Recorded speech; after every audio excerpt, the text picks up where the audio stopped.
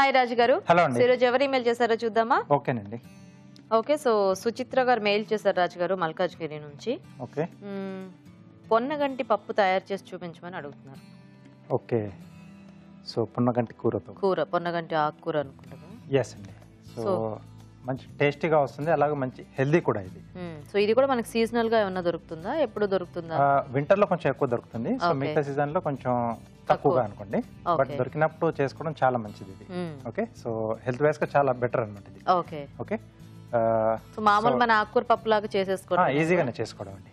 Okay okay, మరి పొన్నగంటి పప్పు తయారీకి కావాల్సిన పదార్థాలు ఏంటో ఒకసారి చూద్దాం. పొన్నగంటి పప్పు తయారు చేయడానికి కావాల్సిన పదార్థాలు: పొన్నగంటి కూర 2 కప్పులు, కందిపప్పు 1 కప్పు, చింతపండు కొద్దిగా, ఎండుమిరపకాయలు 2, వెల్లుల్లి రెబ్బలు 4, కరివేపాకు 2 రెమ్మలు, ఉప్పు తగినంత, కారం తగినంత, పసుపు చిటికెడు, ఇంగువ చిటికెడు, తరిగిన పచ్చిమిరపకాయలు 3, ధనియాల పొడి 1 టీ స్పూన్, నూనె 3 టేబుల్ స్పూన్లు, తరిగిన టొమాటో 1, కొత్తిమీర కొద్దిగా, పోపు దినుసులు 1 టీ స్పూన్. కావాల్సిన పదార్థాలన్నీ చూసారు కదా, స్టార్ట్ చేద్దామా రాజు గారు? ఓకేనండి.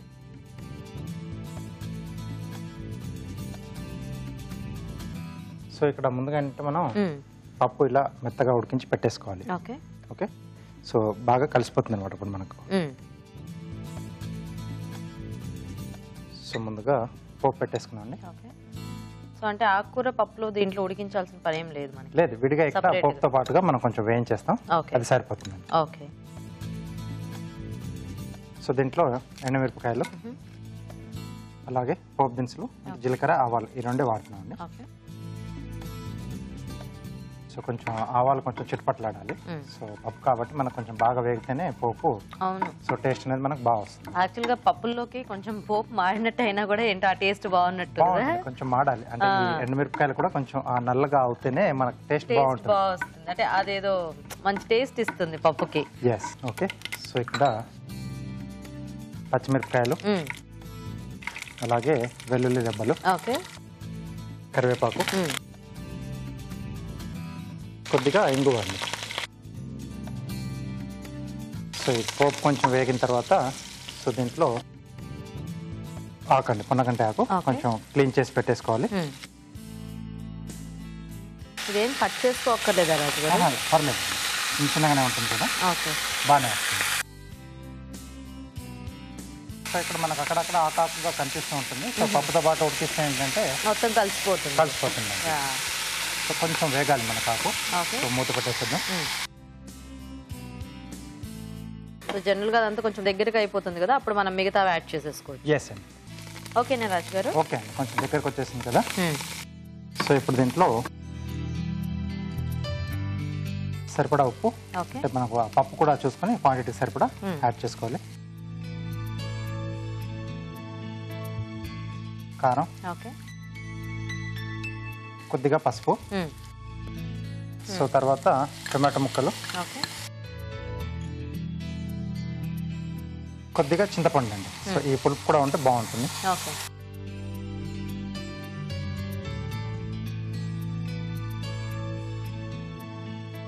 సో ఇది కొంచెం మగ్గితే మనం ముందుగా ఉడికించి పెట్టేసుకున్న పప్పు అది యాడ్ చేసేసుకోవచ్చు. సో ఇప్పుడు ఈ ఆకుకూర కూడా మనకి అంటే మిగతా వాటిలాగా దేంట్లో కాంబినేషన్ చేసుకోవచ్చు రాజు గారు, లేకపోతే ఓన్లీ పప్పుతో అలాగే బాగుంటుందా? కాంబినేషన్ చేసుకోవచ్చు, వెజిటేబుల్స్ తో చేసుకోవచ్చు. ఓకే ఓకే, కాకపోతే ఇలాంటి ఆకుకూరలు అందరూ కూడా అంటే కొంచెం తక్కువ వాడుతుంటారు, అంటే తెలిసిన వాళ్ళు బాగా వాడుతూ ఉంటారు. అండ్ దొరికే అవైలబిలిటీ ఉన్న వాళ్ళకి, లేదా ఇప్పుడు కొంచెం ఊర్లలో అయితే పండించుకుంటూ ఉంటారు కదా. సో ఇవి అంటే ఆ కాలువ గట్ల సైడ్ లో బాగా దొరుకుతూ ఉంటాయి. అవును. సో దీంట్లో మెయిన్ గా B12 విటమిన్ బాగా ఉంటుంది. ఓకే ఓకే, సో చాలా హెల్ప్ఫుల్ అవుతుంది. సో ఇప్పుడు దీంట్లో మనం ముందుగా ఉడికించుకున్న పప్పు ఉంది. సో ఇది కందిపప్పు కాంబినేషన్ లోనే బాగుంటుంది రాజు గారు, లేకపోతే పెసరపప్పు అలా ట్రై చేయొచ్చా? మిగతా పప్పులతో కూడా మనం ట్రై చేస్తాం, బాగానే ఉంటుంది. అలాగే MTR మసాలా వారి ధనియాల పొడి. ఓకే,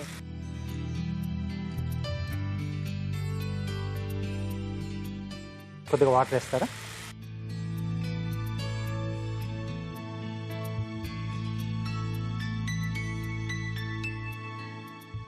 ఓకే ఓకే, సో దీన్ని మనం కొంచెం ఇలా లూజ్గా అలా చేసుకుంటే మనకి బాగుంటుంది కదా.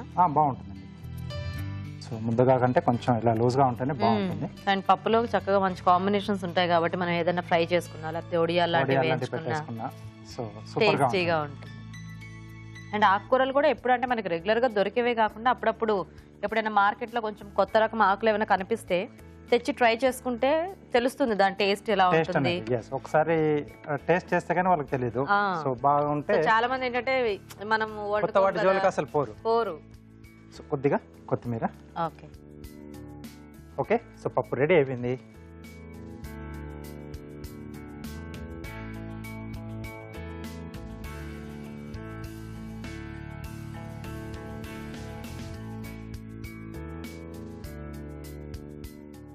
సో కొంచెం ఇలా ఆకుకూరలతో చేసుకున్నప్పుడు ఆకుకూర క్వాంటిటీ కూడా కొంచెం ఎక్కువగా ఉంటే బాగుంటుంది. అవును.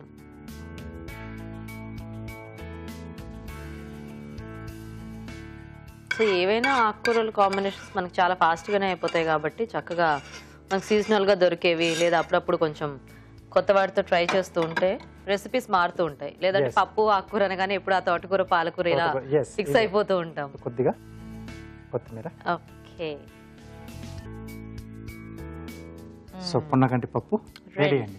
ఓకే అండి, మరి పొన్నగంటి పప్పు రెడీ అయిపోయింది. టేస్ట్ చూసే ముందు తయారీ విధానం ఇంకోసారి చూద్దాం. పొన్నగంటి పప్పు తయారు చేసే విధానం: ముందుగా కందిపప్పు ఉడికించి ఉంచాలి. ఒక పాన్ లో నూనె వేసి ఎండుమిరపకాయలు, పోపు దినుసులు, తరిగిన పచ్చిమిరపకాయలు, వెల్లుల్లి రెబ్బలు, కరివేపాకు, ఇంగువ వేసి వేయించాలి. దీనిలో పొన్నగంటి కూర వేసి వేగనివ్వాలి. తర్వాత ఉప్పు, కారం, పసుపు, టొమాటో ముక్కలు, చింతపండు గుజ్జు వేసి మరి కాస్త వేగనివ్వాలి. ఆ తర్వాత ఉడికించిన కందిపప్పు, ధనియాల పొడి వేసి తగినన్ని నీళ్లు పోసి ఉడకనివ్వాలి. ఆపై కొత్తిమీరతో గార్నిష్ చేసి సర్వ్ చేసుకుంటే పొన్నగంటి పప్పు రెడీ.